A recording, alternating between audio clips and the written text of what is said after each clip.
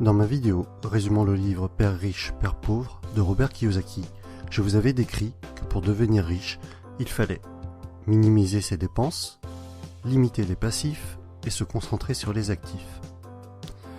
Dans cette vidéo, je vais vous présenter le cadran de cash flow qui représente les 4 possibilités de générer un revenu. En haut à gauche, vous avez les employés qui sont représentés. C'est ce qui constitue la majorité de la population et je fais partie de cette catégorie à ce jour. Nous échangeons notre temps et nos efforts contre de l'argent. Si nous ne travaillons pas, nous ne sommes pas payés, sauf congés payés et autres RTT.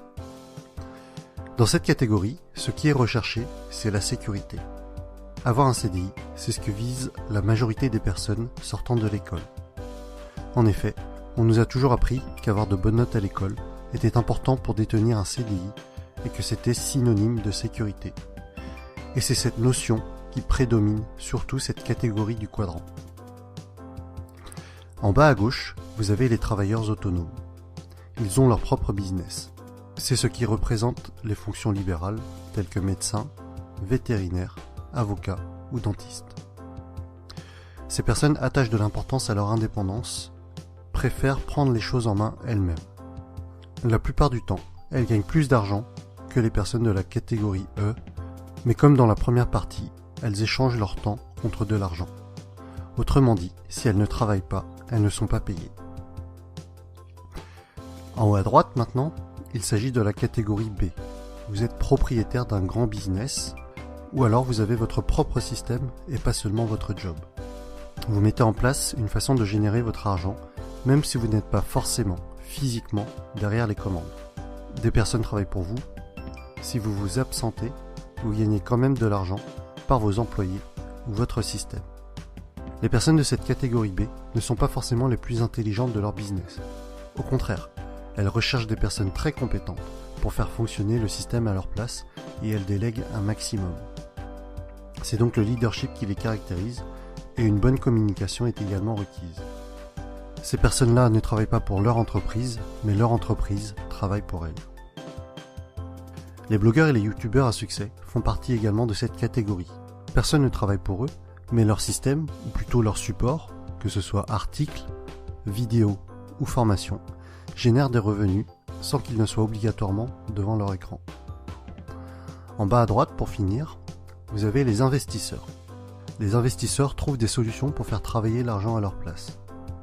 Ils ne travaillent pas à proprement parler. En plaçant leur argent judicieusement, ils vont générer systématiquement encore plus d'argent. Actions, dividendes, loyers, immobilier sont leurs terrains de prédilection. Ils sont financièrement intelligents, utilisent leur argent et parfois même celui des autres pour créer leur richesse. C'est par exemple le cas pour leurs locataires qui, avec leur loyer, payent les crédits de leurs investissements immobiliers. Le constat général est à peu près le suivant. 95% des personnes sont à gauche du cadran et ont 5% de la richesse, alors qu'à droite, on est à 5% de la population qui détient 95% de la richesse. À droite, grosso modo, vous avez l'argent et le temps. Vous accédez à la liberté financière au bout d'un certain temps.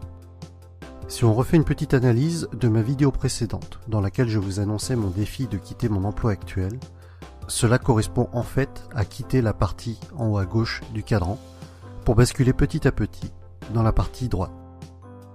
Et c'est un peu dans cet esprit que Robert Kiyosaki a écrit ses livres. Si des personnes sont intéressées par l'indépendance financière, elles doivent devenir financièrement intelligentes et donc basculer progressivement des lettres ET, donc employés et travailleurs autonomes, à BI, donc propriétaires de business et investisseurs.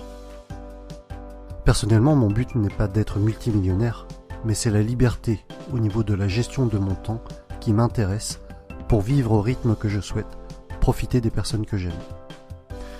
Et vous, où en êtes-vous personnellement? Avez-vous vraiment foi en la pseudo-sécurité de la partie E?